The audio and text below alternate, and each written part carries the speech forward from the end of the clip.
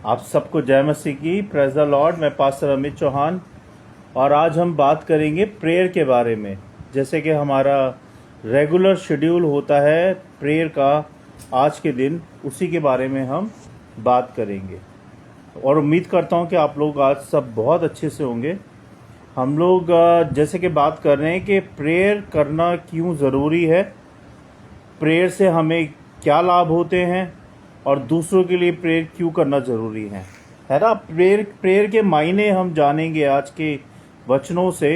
तो इससे पहले कि हम लोग वचन में जाएं, हमारे शेड्यूल के बारे में बात कर लेते हैं। एक तो आज मैंने नया शुरू किया है परमेश्वर की दया से। एक हमने अपना नंबर डाला है पोस्टर में और उसमें हमने करा है कि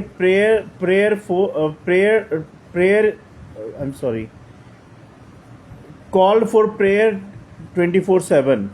तो उसमें जब भी कोई आपकी प्रार्थना है, आप कोई प्रेयर करवाना चाहते हैं या आपको कोई भी दिक्कत है, तो आप अपनी प्रेयर मुझे लिख के भेज सकते हैं या मुझे कॉल कर सकते हैं या मुझे आप व्हाट्सअप कर सकते हैं। तो हम सब मिलके आप लोगों के लिए प्रेयर करेंगे। और मैंने अपना एक शेड्यूल डाला है पूरे वीक का कि पूरे वीक हम लोग क्या क्या करेंगे, मंडे से लेके संडे तक। जैसे कि मंडे को हमने शुरू किया है, अगर मंडे का आप मेरा शेड्यूल देखेंगे तो मंडे को हमने डिसाइपलशिप कोर्स स्टार्ट किया है। अगले मंडे से जो स्टार्ट होगा रात को 10 बजे, सेम पेज पे, सेम टाइम 10 PM। और ट्यूसडे को हमने शुरू किया है किड्स और यूथ के लिए Bible study, word of God. और वेडनेसडे को हम प्रेयर करेंगे। थर्सडे को हम लोग टेस्ट मनी शेयर करेंगे और फ्राइडे को हम लोग फास्टिंग प्रेयर करेंगे और सैटरडे को हम लोग रेगुलर बाइबल स्टडी करेंगे। अभी हमारा निर्गमन अध्याय चल रहा है तो उसी के बारे में हम बात करेंगे। और संडे को मॉर्निंग में 10 बजे हम लोग वर्शिप करेंगे। मंडे टू सैटरडे हमारा टाइमिंग सेम है, सेम पेज पे है। और संडे को हम लोग सुबह 10 बजे प्रेयर करेंगे, वर्शिप करेंगे। और यही शेड्यूल हमारा फेथ ऑनलाइन चर्च पे भी है, उस पे हम लोग पोस्टिंग करते हैं। सैटरडे को हम लोग स्पिरिचुअल पोस्टिंग करते हैं। और यूट्यूब पे भी हमारे सेम नेम से चैनल है। एक है हमारा बाइबल प्रेयर फॉर ऑल और एक है फेथ ऑनलाइन चर्च के नाम से। तो ये था हमारा शेड्यूल पूरे हफ्ते का। इसमें भी अगर कोई सजेशंस है आपकी तो आप हमें बता सकते हैं और हम उस पर अमल करेंगे ज़रूर। और जैसे कि हमने एक प्रार्थना का नया आरंभ किया है आज से, कॉलिंग के द्वारा, व्हाट्सएप के द्वारा। तो आप मुझे किसी भी समय कॉल पे या व्हाट्सएप पे, अगर मैं कॉल बिजी है तो आप मुझे व्हाट्सएप पे अपनी प्रेयर लिख के भेज सकते हैं। और अगर आपका व्हाट्सएप बिजी है तो आप मुझे कॉल कर सकते हैं। जैसा आपको ठीक लगे आप अपनी प्रेयर मुझे भेज सकते हैं कि इस बारे में हमें प्रेयर करनी है, तो हम आपके लिए प्रेयर करेंगे। और परमेश्वर आपको बहुत बहुत आशीष देंगे और बहुत ब्लेसिंग्स देंगे। आइए, इससे पहले कि हम लोग वचन में जाएं, हम सब मिलके प्रार्थना करते हैं वचनों के लिए और आज की वीडियो सभा के लिए। सर्वशक्तिमान हमारे अनुग्रहकारी पिता, राजाओं के राजा, प्रभु यीशु, हम धन्यवाद देते हैं इस समय के लिए और आपकी स्तुति, आपकी महिमा, आपकी प्रशंसा करते हैं, क्योंकि आप ही महान हैं, आप ही परमेश्वर हैं, आप ही सत्य, मार्ग और जीवन हैं, आप ही अन्नदाता हैं और आप ही सब कुछ हैं। प्रभु जी, हम धन्यवाद देते हैं प्रभु जी कि हर पल आपने हमें संभाला है, हर परिस्थिति में, हर कठिनाई में हमारा साथ दिया है प्रभु जी, और उन कठिनाइयों से निकाला है प्रभु। हम धन्यवाद देते हैं प्रभु। हम धन्यवाद देते हैं प्रभु कि जब जब आपको पुकारा है, आपने हर मुसीबत से हमें निकाला है, हर बुरे खतरे से बचाया है, हमें खाने को, पहनने को, रहने को दिया है प्रभु, कामकाज दिया है, परिवार दिया है, परिवार की संगति दी है, हम सबको जिंदा रखा है। हृदय से बहुत बहुत धन्यवाद प्रभु परमेश्वर। जो चीज़ इम्पॉसिबल थी वो आपने की है प्रभु। मैंने सोचा भी नहीं था कि मैं अपनी बड़ी बिटिया का जर्नलिज्म में करवा पाऊँगा, वो आपने किया और सारे बंदोबस्त कराए। छोटी बिटिया का नहीं सोचा था प्रभु कि मैं उसको नर्सिंग का करा पाऊँगा, लेकिन आपने उसमें भी सहायता, मदद की, रास्ते खोले और उसका भी एडमिशन कराया। इसके लिए बहुत बहुत धन्यवाद प्रभु जी। हमने ये नहीं सोचा था प्रभु कि हम इस लायक हैं या हमारी इतनी औकात है कि हम अपने बच्चों को इस लेवल तक पढ़ा पाएंगे, लेकिन सच में प्रभु, क्योंकि आपके लिए कुछ भी इम्पॉसिबल नहीं है और आप बंद रास्तों को खोलते हैं जब आपसे मांगते हैं, तो आपने वो मेरे जीवन में किया है, मेरे परिवार के जीवन में किया है। हृदय से बहुत बहुत धन्यवाद प्रभु जी। धन्यवाद देते हैं प्रभु हर एक बात के लिए, हर एक आशीष के लिए, और विनती प्रार्थना करते हैं प्रभु आज की वीडियो लाइव सभा के लिए। जब हम वचन में जाते हैं प्रार्थना के लिए और प्रार्थना करते हैं प्रभु, तो हमारे मन को, हमारे ध्यान को, हमारे हृदय को अपने अपने वचन में अपनी ओर लगाएं और हमें सिखाएं प्रभु कि आपके वचन के भेद क्या हैं, आपके प्रेयर के भेद क्या हैं प्रभु जी। आप हमसे क्या चाहते हैं प्रभु, हम सबको सिखाएं। हम सबको बुद्धि समझ ज्ञान दे प्रभु कि हम आपकी बुद्धि में, आपकी समझ में, आपके अनुग्रह में, आपकी अगुवाई में बढ़ते जाएं प्रभु जी। और जो लोग मुझे सुन रहे हैं, देख रहे हैं प्रभु, उन सबको आशीषित करें, सबको ब्लेस करें और सबकी रक्षा करें प्रभु, और सबको संभालें। हम सारी बातों को विश्वास के साथ आपके चरणों में रखते हैं। सुने ग्रहण करें प्रभु यीशु नासी के नाम से, आमीन।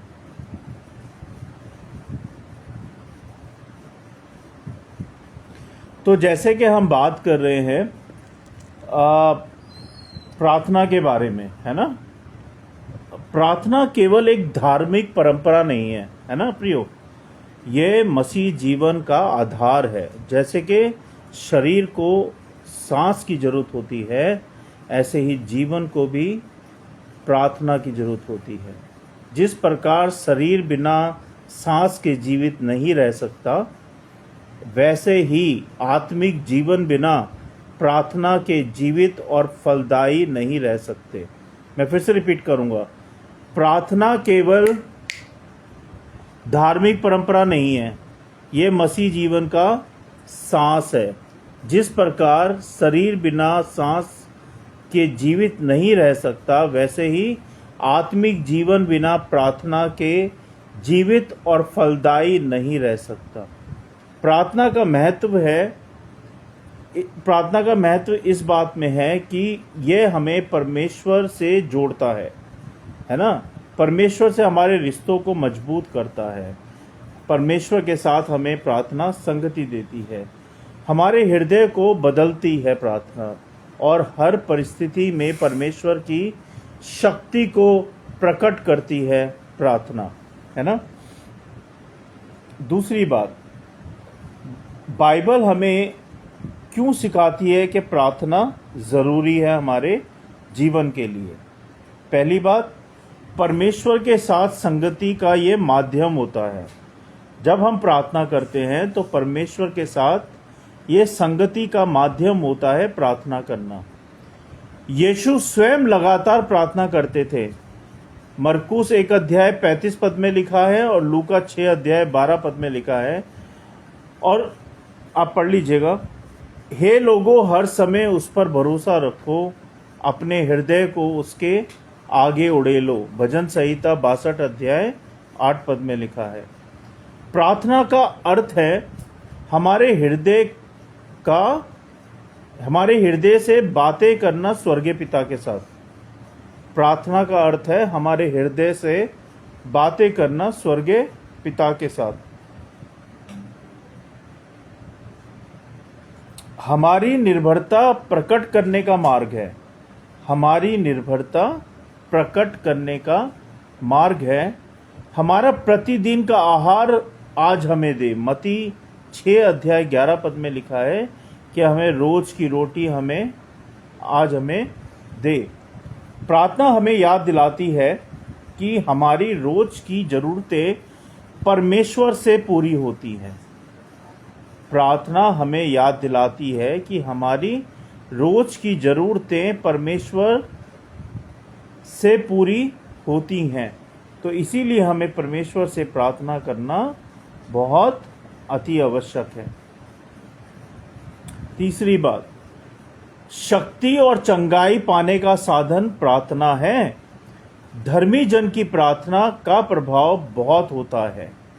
धर्मी जन की प्रार्थना का प्रभाव बहुत होता है। याकूब 5 अध्याय 16 पद में लिखा है, और फिर प्रेरितों के काम 12 अध्याय 5 से 11 पद में लिखा है, जब कलीसिया ने पतरस के लिए प्रार्थना की तो क्या हुआ पता है आपको, किसी को याद है?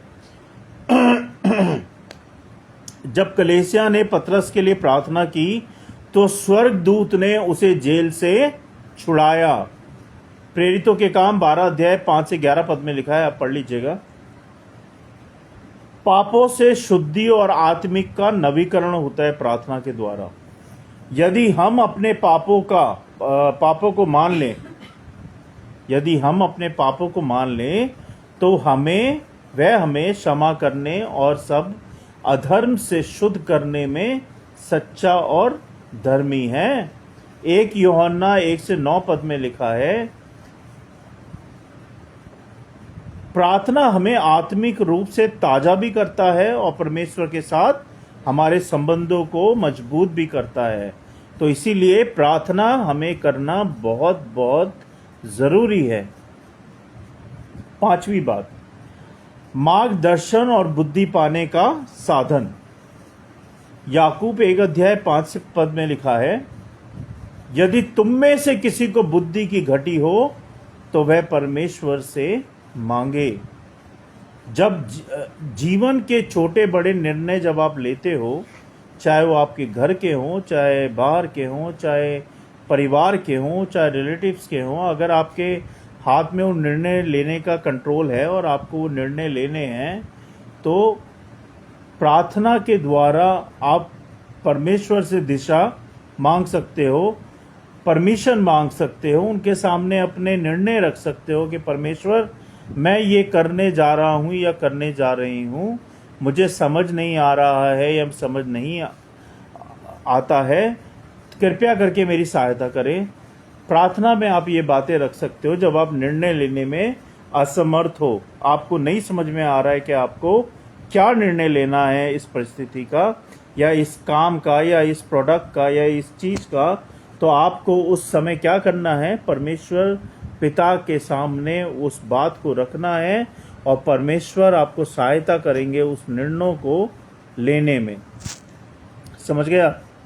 6ठी बात, आत्मिक युद्ध का हथियार प्रार्थना होती है। पता है ना आपको? हर समय इफिसियों 6 अध्याय 18 पद में लिखा है, हर समय और हर प्रकार की प्रार्थना और विनती करते रहो, आत्मा में प्रार्थना करते रहो, तभी आप आत्मिक युद्ध लड़ पाओगे, नहीं तो आप नहीं लड़ पाओगे। 7वीं बात इसमें लिखी है, हाँ, प्रार्थना शैतान की योजनाओं को नष्ट भी करता है। प्रार्थनाएं जो हैं शैतान की योजनाओं को नष्ट करता है और विश्वासियों को मजबूत बनाता है। 7वीं बात, धन्यवाद और आराधना का भाव क्या होता है। अब हम देखेंगे 1 थिस्सलुनीकियों 5 अध्याय 18 पद में लिखा है, हर बात में परमेश्वर का धन्यवाद करो। हर बात में प्रार्थना हमें शिकायत से दूर कर आभार और आराधना की ओर लेके जाती है। कई बार हम लोग जाते हैं चर्च में और हम जब चर्च खत्म होता है तो हम पास्टर को या अपने संगति वाले को चुगली करते हैं ना, यार ये बहन तो ठीक नहीं है या ये भाई तो ठीक नहीं है, इस बहन ने ऐसा किया, इस भाई ने ऐसा किया। तो हमें बाइबल क्या सिखाती है? हमें बाइबल सिखाती है प्रार्थना हमें शिकायत से दूर करती है और आभार और आराधना की ओर लेके जाती है। तो इन फालतू की बातों से हट के, है ना, आपको किस में ध्यान देना है? परमेश्वर में, बाइबल में और प्रार्थना में। चुगली में ध्यान नहीं देना है, ना ही किसी को नीचे गिराने में ध्यान देना है। आपको सिर्फ और सिर्फ अपने फोकस को परमेश्वर की ओर रखना है। प्रार्थना हमें शिकायत से दूर करती है, जो शिकायतें होती हैं, और आभार और आराधना की ओर लेके जाती है। अब हम अंतिम पड़ाव में हैं। मेरे कुछ क्वेश्चन है। अगर हम प्रार्थना ना करें तो क्या होगा? If we are not praying as per the Bible, what happen in your life, and what happen in my life, and what happen in other life if they are not doing a regularly prayer? I'll tell you. आत्मिक जीवन कमजोर और सूखा हो जाएगा। क्या हो जाएगा? अगर हम प्रार्थना ना करें, हमारा आत्मिक जीवन कमज़ोर और सूखा हो जाएगा। शांति और मार्गदर्शन की कमी हो जाएगी हमारे जीवन के अंदर, है ना। दूसरी बात, तीसरी बात, शैतान के प्रलोभनों और पापों में गिरने का खतरा हमारा बढ़ जाएगा। एंड चौथी बात, परिवार और कलीसिया में आत्मिक एकता और आशीष कम हो जाएगी। तो ये 4 बातें हैं जो कि अगर आप प्रार्थना नहीं करेंगे आपके जीवन में घटेंगी। तो आप चाहते हैं कि ये सारे दुख, सारी प्रॉब्लम्स, सारी बीमारियां आपके जीवन में आ जाएं? नहीं ना, कोई भी नहीं चाहेगा। इसीलिए आपसे सबसे रिक्वेस्ट है हाथ जोड़ के कि आप रेगुलरली प्रेयर करें, अपने लिए, अपने परिवार के लिए, अपनों के लिए और दूसरों के लिए, है ना। दूसरों के लिए भी प्रार्थना करनी है। प्रार्थना का जीवन सच्चा जीवन होना चाहिए, ना कि दिखावे का जीवन, ठीक है। तो जरूर प्रार्थना करें जब जिसको ज़रूरत है, और अपने घर परिवार के लिए रोज़ाना प्रार्थना करें और रोज़ाना बाइबल पढ़ें।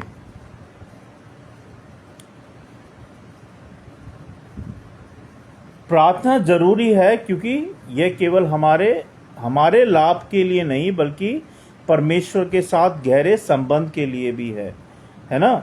जैसे आप मान लो, आप एक एग्जाम्पल दे रहा हूँ, 10 से 15 दिन हो गए आप अपने पापा और मम्मी से नहीं मिले, आप बाहर कहीं घूमने गए हो, तो ऑटोमेटिकली आपका मन विचलित होने लगता है, यार मैंने अपने मम्मी पापा से बात नहीं की या उनको देखा नहीं, जाते ही पहले उनको ना हक करूंगी या करूंगा या उनसे मिलूंगा या बात करूंगा, है ना। एक होता है ना मन में प्यार उमड़ता है, एक विचलितपन उमड़ता है। ऐसे ही क्योंकि हम रेगुलर मिलते हैं और अचानक से आपको 10 दिन के लिए, 15 दिन के लिए जाना पड़ जाए, तो वो 15 दिन का गैप आ जाता है और फिर आप मम्मी पापा से नहीं मिल पाते हैं, है ना। तो वो गैप जो है उसमें दिखता है कि कितना प्यार आप अपने मम्मी पापा को या मम्मी पापा अपने बच्चों को कितना करते हैं, है ना। तो ऐसे ही पिता परमेश्वर कहते हैं, अगर तुम मुझसे रोज बात नहीं करोगे, रोज अपनी प्रार्थना नहीं रखोगे मेरे सामने, तो एक गैप आ जाएगा हमारे संबंध के अंदर। जो गैप आ जाता है संबंधों में, वो गैप को आपको रोजाना प्रार्थना के द्वारा फिल करना है, मजबूत करना है पिता परमेश्वर के साथ। अगर आप एक दिन भी गैप डालते हो प्रार्थना का, तो समझ लो वो आपके रिश्तों में गैप शुरू हो गया। फिर 2 दिन होगा, 3 दिन होगा, 4 दिन होगा, 5 दिन होगा, इस तरह से वो गैप बनता जाएगा आपके रिश्तों में परमेश्वर के साथ, जो कि सही नहीं है। इसलिए परमेश्वर के साथ गहरे संबंध के लिए प्रार्थना रेगुलरली बहुत ज़रूरी है, और ये हमें बदलती है, हमारे हृदय को पवित्र करती है और परमेश्वर की इच्छा के अनुसार हमें ढालती है। अगर हम वचन देखें, 1 थिस्सलुनीकियों 5 अध्याय 17 पद में लिखा है, निरंतर प्रार्थना करते रहो, यानी कि रोजाना रेगुलरली प्रार्थना करते रहो, हर पल हर सेकंड जब आपको समय मिले प्रार्थना करते रहो। इसका अर्थ क्या हुआ? इसका अर्थ यह हुआ कि प्रार्थना हमारे जीवन का हिस्सा है और उसको हिस्सा बनाएं। प्रार्थना को अपने जीवन का हिस्सा बनाएं। जैसे आप रोज रोटी खाते हो, रोज पानी पीते हो, ऐसे ही प्रार्थना को भी रोजाना पियो, है ना केवल संकट के समय ही नहीं, सुख और दुख में, दोनों समय में आपको परमेश्वर से प्रार्थना करनी है, क्योंकि प्रार्थना ही हमारा सहारा है। क्या है प्रार्थना? प्रार्थना ही हमारा सहारा है, हमारे दुख का भी, हमारे संकट का भी, हमारी परेशानियों का भी। एक प्रार्थना ही है जिसके माध्यम से हम परमेश्वर से जुड़ते हैं, लेकिन वो प्रार्थना सच्ची होनी चाहिए, हृदय से होनी चाहिए, तभी आप पिता परमेश्वर से जुड़ेंगे।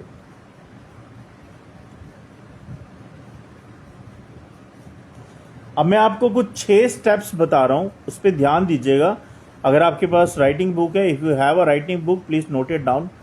समय निश्चित करें अपने प्रार्थना का, रोज का निश्चित समय सुबह रात प्रार्थना के लिए अलग रखें। है ना। दूसरी बात, छोटे से शुरू करें, यानी कि 5-10 मिनट की आराधना और धन्यवाद से शुरू करें और धीरे धीरे बढ़ाएं उसको। ये दूसरा स्टेप था।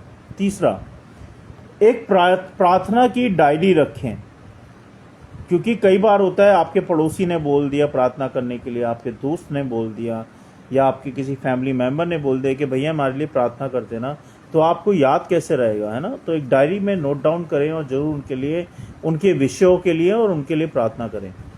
जिन विषयों के लिए प्रार्थना कर रहे हैं और परमेश्वर के उत्तर लिखें। मतलब जैसे अब निक्कू ने मुझे प्रार्थना के लिए बोला और मैंने इस भाई के लिए प्रार्थना की और इस भाई की प्रार्थना परमेश्वर ने सुन ली और परमेश्वर ने इनको उत्तर दिया और वो सब चीज़ें इस भाई की ठीक हो गई। तो अब मुझे क्या करना है, मुझे लिखना है निक्कू इस डेट में ये प्रार्थना दी थी और इस भाई ने अपनी गवाही दी कि इस डेट में इसकी प्रार्थना का उत्तर इसको मिल गया। इससे क्या होगा, परमेश्वर में लोगों की उपस्थिति और लोगों का विश्वास और बढ़ेगा। जब वो भाई गवाही देगा और वो बताएगा कि मैंने प्रार्थना की थी और मेरा उत्तर मिला और मेरे साथ ये हुआ। तो एक तो आपको गवाही भी देनी है और प्रार्थना भी करनी है। गवाही से बहुत लोगों को उत्साहन मिलता है, भरोसा मिलता है, परमेश्वर के ऊपर विश्वास मिलता है। तो अपनी गवाही भी ज़रूर दें जब आपको आपकी प्रार्थना का उत्तर मिलता है। चौथी बात, वचन के साथ प्रार्थना करना, है ना। भजन वचन को अपनी प्रार्थना में जरूर शामिल करें। संगति प्रार्थना, परिवार मित्रों कलीसिया के साथ नियमित प्रार्थना करनी चाहिए। छठी बात, प्रार्थना करते टाइम धैर्य रखें, यानी कि अभी आपने प्रार्थना की, आप सोचो 24 घंटे में आपको उत्तर मिल जाए। ये कोई जोमेटो तो है नहीं या कोई ब्लिंकिट तो है नहीं कि आपने कॉल किया और 10 मिनट में डिलीवरी हो गई आपको, नहीं। परमेश्वर हैं ये, और परमेश्वर अपने समय के अनुसार आपको आंसर देंगे। अगर आपकी प्रार्थना सच्ची है, हृदय से है, तो आपको ज़रूर इसका आंसर मिलेगा, लेकिन परमेश्वर के समय के अनुसार, आपके समय के अनुसार नहीं। याद रखें कि परमेश्वर का उत्तर हाँ, नहीं या प्रतीक्षा हो सकता है। ध्यान दीजिएगा मैं क्या बोल रहा हूँ। जो मैंने अभी आपको बोला, हाँ भी नहीं हो सकता और नहीं भी नहीं हो सकता, आपको वेट करना पड़ सकता है, तो धैर्य रखें। प्रार्थना करना परमेश्वर की आज्ञा भी है, ध्यान दीजिएगा। पर प्रार्थना करना परमेश्वर की आज्ञा है और विश्वासियों का सौभाग्य भी है। जब हम प्रार्थना करते हैं तो हम केवल परमेश्वर से कुछ मांगते नहीं, बल्कि उसके साथ गहरे, जीवित और फलदायी संबंध भी बनाते हैं और बढ़ाते हैं। ध्यान दीजिएगा इस बातों को।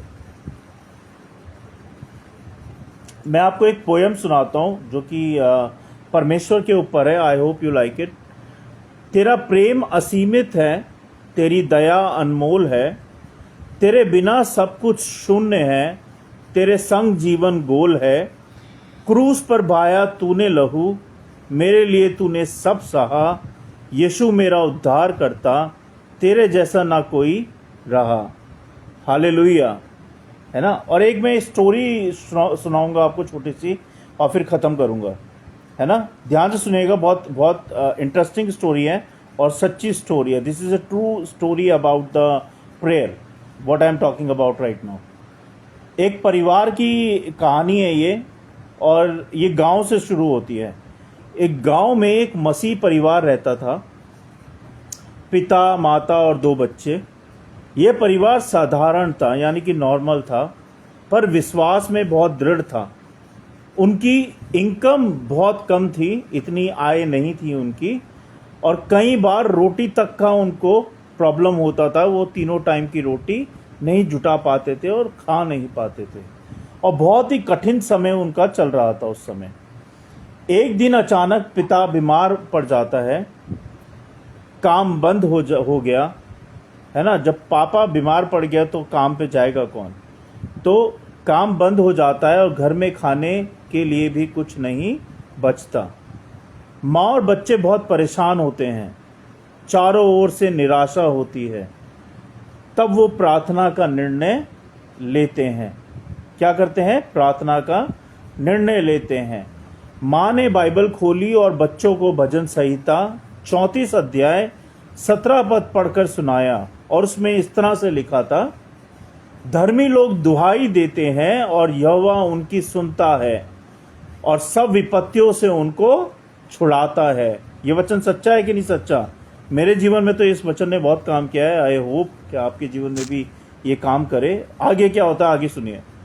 फिर उसने कहा, बच्चों, हम दूसरों से मदद मांगने से पहले अपने प्रभु यीशु से मदद मांगते हैं। क्या बोला माँ ने? माँ ने अपने बच्चों को बोला, बच्चों, हम दूसरों से मदद नहीं मांगेंगे, हम प्रभु यीशु से मदद मांगेंगे और वह हमारी सुनता है और सुनेगा। वे सब बच्चे, माँ, है ना, घुटनों पे झुक गए और एक आसान से सरल शब्दों में उन्होंने प्रार्थना करने लगे प्रभु यीशु मसीह से। और उन्होंने प्रार्थना की, हे प्रभु यीशु, तू हमारी ज़रूरत को जानता है, पहचानता है। मेरा पापा बीमार है। बच्चे भी साथ में उनके प्रार्थना कर रहे हैं माँ के। घर में रोटी नहीं है हमारे खाने को। हम तुझ पर भरोसा रखते हैं प्रभु, हमारी सहायता कर। और ये छोटी सी प्रार्थना उन्होंने सरल शब्दों में, नॉर्मल शब्दों में, अभी मेरी आवाज़ भर रही है जब मैं आपको एक कहानी सुना रहा हूँ। बहुत ट्रू स्टोरी है, सच्ची स्टोरी है ये। और परमेश्वर की अद्भुत व्यवस्था आप देखेंगे इसमें। अगले दिन सुबह ही दरवाजे पर दस्तक होती है। अगले दिन ही सुबह दरवाजे पर दस्तक होती है। पास एक पड़ोसी जो उनके विश्वास से प्रभावित था, हाथ में खाने का सामान और फल लेकर खड़ा था। उसने कहा, कल रात मुझे नींद नहीं आई। पड़ोसी ने उनसे कहा, कल रात मुझे नींद नहीं आई। मेरे मन में बार बार आया कि तुम्हारे घर में ज़रूरत है। तो ये जो उसके मन में जो आ रहा था पड़ोसी के, कौन ला रहा था उसको? परमेश्वर पिता, प्रभु यीशु मसीह। क्योंकि उन बच्चों ने, उसकी माँ ने हृदय से सच्ची बात कही, उनके सामने दिल से बात कही, छोटी सी प्रार्थना करी और परमेश्वर ने सुबह ही उनके लिए खाने का इंतज़ाम कर दिया। हालेलुया, है ना। तो ये पड़ोसी कहता है कि कल रात मुझे नींद नहीं आई, मेरे मन में बार बार आया कि तुम्हारे घर में ज़रूरत है। तो जो उसके मन में बार बार जो आ रहा था वो परमेश्वर पिता का मिरेकल्स है उसके मन में, कि वो उसके मन में डाल रहे थे कि तू जा और तेरा पड़ोसी भूखा है, उनके घर में कुछ नहीं है, उनको जाके खाने का सामान दे। इसलिए वो सब लेकर आया और ये पड़ोसी सब खाने का सामान लेके उनके घर पे खड़ा होता है, दस्तक देता है। उस दिन परिवार ने आंसुओं में प्रभु को धन्यवाद किया और इतना धन्यवाद दिया और बच्चों ने सीखा कि यीशु मसीह सचमुच हमारी प्रार्थना को सुनते हैं। और ये सच बात है, मेरा भी पर्सनल एक्सपीरियंस है कि यीशु मसीह, जब आप दिल से प्रार्थना करते हो तो परमेश्वर आपके लिए सारे बंदोबस्त कराते हैं। चाहे कुछ भी हो जाए दुनिया में, अगर आपकी प्रार्थना सच्ची है तो परमेश्वर आपकी प्रार्थना को जरूर सुनेंगे। अब मैं आपको चंगाई और गवाही की बात बताता हूँ। और उसका पिता जो बीमार था, जो कि बहुत बीमार था, धीरे धीरे पिता भी स्वस्थ होने लगा। परिवार ने गवाही दी कि जिस दिन वे निराश थे उसी दिन प्रार्थना ने उसके लिए दरवाज़ा खोला। तो हमारी जो प्रार्थना होती है ना, प्रार्थना के द्वारा कई बंद दरवाजे खुल जाते हैं। आपको पता भी नहीं होता कि प्रार्थना कई बार जो आप पे विपत्ति आने वाली है वो उसको रोक देती है। कई बार प्रार्थना जो है आपके बुरी बातों को रोक देती है, आपके एक्सीडेंट को रोक देती है। प्रार्थना आपको खाने को देती है, प्रार्थना आपको चंगाई देती है, प्रार्थना आपको परमेश्वर देती है। तो इसीलिए प्रार्थना करना बहुत ज़रूरी है। प्रार्थना में बहुत शक्ति होती है, बहुत सामर्थ होती है। अगर आप प्रार्थना को इग्नोर करते हो तो आप बहुत गलत कर रहे हो। Don't ignore any prayer. कहीं भी प्रेयर हो रही हो, कभी भी प्रेयर को इग्नोर मत करना, बस चुपचाप खड़े होके प्रार्थना में शामिल हो जाना। क्योंकि परमेश्वर की प्रार्थना जो कोई भी करता है सच्चे दिल से, उसकी प्रार्थना परमेश्वर जरूर सुनता है। लास्ट और अंतिम थिंग जो मैं आपको बताना चाहता हूँ, 4 बातें, और मैं एंड करूँगा। ये कहानी का एंड हो गया है। तो ये कहानी थी, सच्ची कहानी थी एक गांव की, जो कि मैंने आपको बताई, और होप कि आप लोग इससे विश्वास करेंगे प्रभु पे। पहली बात, परमेश्वर हमारी प्रार्थना को सुनता है। यिर्मयाह 33 अध्याय 3 पद में लिखा है। Please read it out in your home. दूसरी बात, संकट में सबसे पहला सहारा प्रभु है। कोई मनुष्य या कोई रिश्तेदार या कोई और नहीं है आपका। संकट में सबसे पहला सहारा कौन है? प्रभु है, मनुष्य नहीं है। तीसरी बात, परिवार की सामूहिक प्रार्थना को बहुत ही जो एक परिवार में प्रार्थना करते हैं, उससे परिवार में शांति आती है, खुशियाँ आती हैं। तो ज़रूर अपने परिवार के साथ प्रार्थना भी करें और वचन को शेयर भी करें। ये प्रेरितों के काम 12 अध्याय 5 पद में लिखा है, प्लीज़ इसको भी पढ़ लीजिएगा। और आखिरी बात, मैं इसको एंड करूँगा। बच्चों को प्रार्थना सिखाना उन्हें आजीवन विश्वास में मजबूत करता है। तो अपने बच्चों को, परिवार को ज़रूर प्रार्थना करना सिखाएं, अपनों के लिए भी, दूसरों के लिए भी। परमेश्वर आपको बहुत बहुत आशीष देंगे और परमेश्वर सदा आप पे अपना अनुग्रह बनाए रखेंगे। परमेश्वर के वचन को पढ़े जाने और सुने जाने पर आशीष दें। और हम एंड करेंगे इस सभा का। आइए हम सब मिल के प्रार्थना करेंगे। और मुझे माफ़ कीजिएगा अगर मुझसे कुछ गलती होगी वो बताते टाइम। मैं कोशिश करता हूँ कि मैं हर बात को आपको ठीक तरीके से बता पाऊँ, और अगर कुछ गलती कर दी हो तो मुझे माफ़ कीजिएगा। आइए सब मिल के प्रार्थना करेंगे। और मैं स्वागत करूँगा आप लोगों का। आप लोग ज्वाइन हुए हैं। You have join with us on this live page. Thank you so much. Your name is Seefu. First one is Seefu. I am not pronouncing a full name because I didn't know about your name. So your name is Sifu. First name is Sifu. Second is Warrior for Life, and third is Ketty, and fourth is Coach. So praise the Lord. Jai Masih ki. You're welcome on my page. Thank you so much for joining us. And let's start the prayer.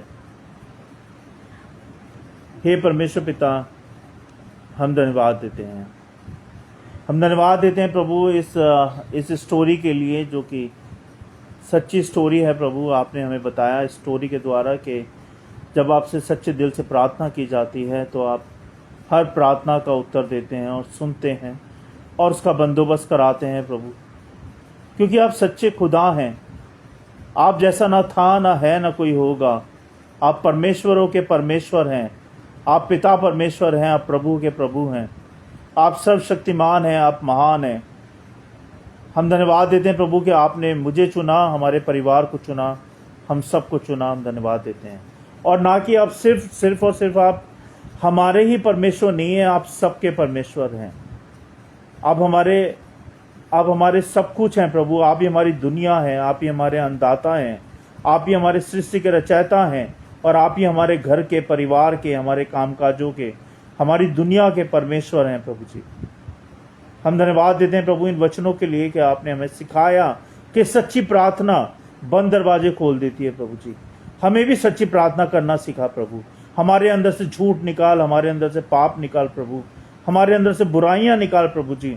और हम सबकी सहायता करके हम तुझसे सच्ची प्रार्थना कर पाए, सच्चे मन से, सच्चे हृदय से, और तेरे सच्चे रास्तों पे चल पाए प्रभु जी।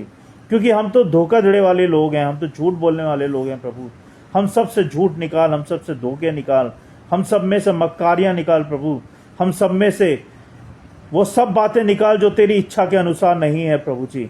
हमारे शरीर को, हमारी आत्मा को चंगा कर प्रभु, जिससे कि हम तेरी प्रार्थना में, तेरी अगुवाई में, तेरे अनुग्रह में, तेरे वचन में सच्चे और अच्छे बनते जाएं प्रभु, और तेरे साथ साथ चल पाएं प्रभु। तेरे काबिल बना हम सबको प्रभु जी। तेरी योजना के अनुसार हमें चला प्रभु। होने दे प्रभु कि हम वही करें जो तू हमसे चाहता है प्रभु। तेरी इच्छा पूरी हो इस जीवन में, इस घर में, इस परिवार में, हर बात में सिर्फ और सिर्फ तेरी इच्छा पूरी हो प्रभु। तू बढ़े, हम घटे प्रभु। तेरी महिमा होने पाए प्रभु जी, क्योंकि तू सर्वशक्तिमान है। हम धन्यवाद देते हैं प्रभु सारे वचनों के लिए, इस सभा के लिए, सारी बातों के लिए, और जिन लोगों ने भी प्रार्थना के लिए बोला है प्रभु, उन सबकी प्रार्थनाओं को सुन प्रभु, उन सबकी प्रार्थना को उत्तर दे परमेश्वर। हम मित्ती प्रार्थना करते हैं प्रभु करण के घर के लिए। जब करण के पापा बीमार हैं, उनको चंगाई दे परमेश्वर, उनके घर में आशीष बरकत दे प्रभु। करण जब अभी जॉब पे लगा है प्रभु, तो उसकी सहायता करें कि वो जॉब में रेगुलर हो पाए प्रभु जी, और अपने जॉब को अच्छे से कर पाए प्रभु जी। उसके घर में आशीष बरकत दे, शांति दे प्रभु, और हर कमी घटी को दूर करें प्रभु जी। करण के घर में जो भी प्रॉब्लम्स है प्रभु, वो यीशु मसीह के नाम से ठीक हो जाए, और उसके घर के भंडार हमेशा आपके स्वर्गीय भंडार से भरे रहें और आशीषित रहें प्रभु जी। आप संभालें प्रभु उस घर परिवार को, और सहायता करें इस बच्चे को प्रभु।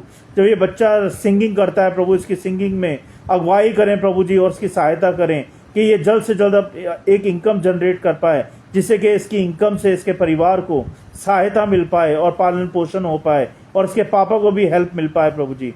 आप सहायता मदद करें प्रभु बहन की। जब बहन बीमार है बहुत ज़्यादा प्रभु, उसको भी चंगाई दें प्रभु जी। हम इतनी प्रार्थना करते हैं प्रभु, एक बच्चा है जिसके फादर घर से चले गए हैं, उसके फादर को वापस भेज दे प्रभु उसके घर में, और सहायता करें प्रभु। हर बंधन से उसको तोड़ें प्रभु जी, जिस बंधन में वो बंधा हुआ है उस बंधन से निकालें, और अपने घर परिवार में उसको वापस भेजें परमेश्वर। हम इतनी प्रार्थना करते हैं प्रभु जी, एक बहन और है जो कि बहुत बीमार है प्रभु, उसकी भी रक्षा करें, उसकी भी सहायता करें, और यीशु मसीह के नाम से उसको भी चंगा करें प्रभु। जो लोग मुझे सुन रहे हैं, देख रहे हैं प्रभु, उन सबको चंगाई दें, सबके घरों में शांति दे, बरकत दें प्रभु, और सबके परिवारों को, सबके बच्चों को संभालें प्रभु जी। मैं विनती प्रार्थना करता हूँ बाबू के लिए प्रभु, जब वो दूध को उड़ेल रहा है प्रभु, उसको चंगाई दे परमेश्वर, उसके चारों ओर लहू का बाड़ा बांधे, अपना पवित्र लहू उस पर छिड़क दीजिए। शैतान की देखी अनदेखी शैतानी शक्तियों को उससे दूर करें, और जो भी ब्रेन हैमरेज है वो यीशु मसीह के नाम से बिल्कुल ठीक हो जाए। 3 से 6 महीने में प्रभु होने दे प्रभु कि ब्रेन हैमरेज बिल्कुल शून्य बन जाए प्रभु जी, और उसकी रक्षा करें, सहायता करें प्रभु। जो भी दवाई गोली वो खा रहा है प्रभु, उसका असर दिखाएं परमेश्वर। हम सच्ची प्रार्थना करते हैं प्रभु कि उसकी रक्षा करें, उसकी सहायता करें, कोई भी कैसी बात ना हो बच्चे को प्रभु। जो वो फीडिंग करता है तो फीडिंग करने में सहायता मदद करें, खाने में सहायता मदद करें, हर तरह से सहायता मदद करें प्रभु। जो भी दवाई गोली खाता है उसका असर दिखाएं। बहुत बहुत धन्यवाद प्रभु आज के दिन के लिए, सारी बातों के लिए, मेरे बच्चों के लिए, मेरे परिवार के लिए, हर बात के लिए धन्यवाद प्रभु। हर चीज के लिए धन्यवाद प्रभु कि अभी तक आपने संभाला है हर बात से और ख्याल रखा है प्रभु जी। हम विश्वास के साथ सारी विनती प्रार्थना आपके चरणों में रखते हैं, सुने ग्रहण करें प्रभु यीशु मसीह के नाम से, आमीन।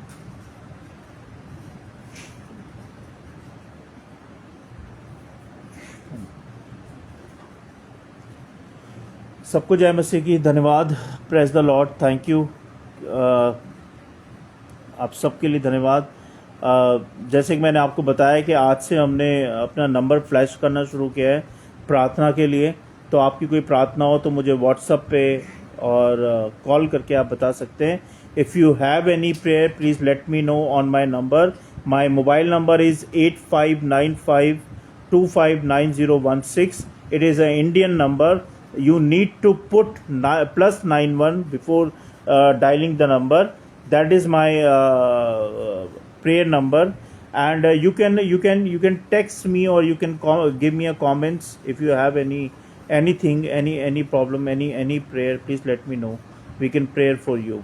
Okay, and now yes, please tell me if you have any questions. I'm here.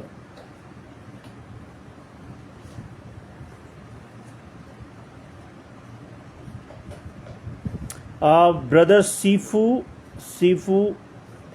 I'm sorry I cannot pronounce your name because your name is very difficult. So can I call you Sifu? And there is a Warrior for Life. Thank you so much for joining us. And there is a Katie Campna. Thank you so much for coming on my page. And Coach Camel. Thank you so much, sister, for coming here and listening a word of God. So thank you so much. If you have any prayer, please let me know.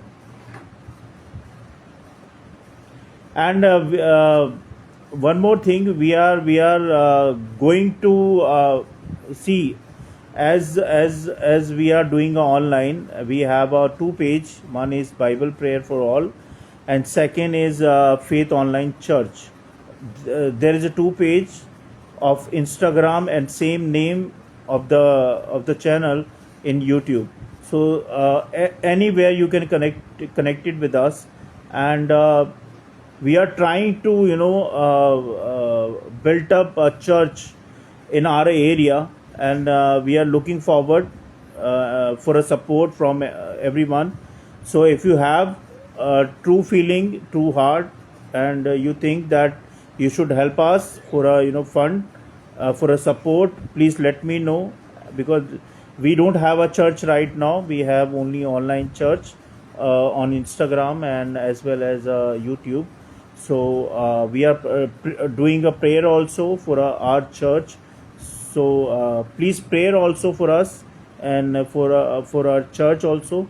And that's it. Thank you so much. And once again, thank you for joining us on our page.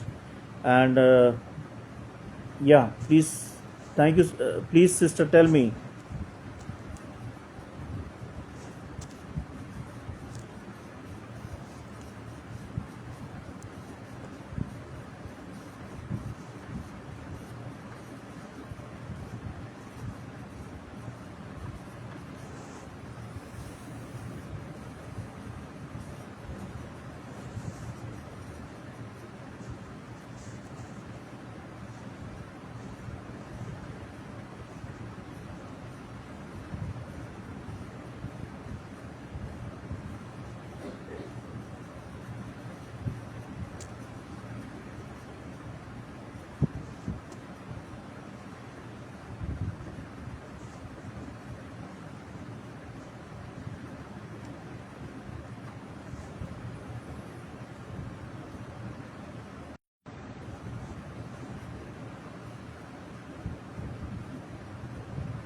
Okay, no problem. Now I'm going to end this live video, and we will meet tomorrow 10 p.m. at same time, same page. Tomorrow is a Thursday, and we will share the testimony. And if you have any testimony, please let me know on my mobile number or WhatsApp, and we will share your testimony on our page. Thank you so much. God bless you all. Praise the Lord. Thank you. Good night.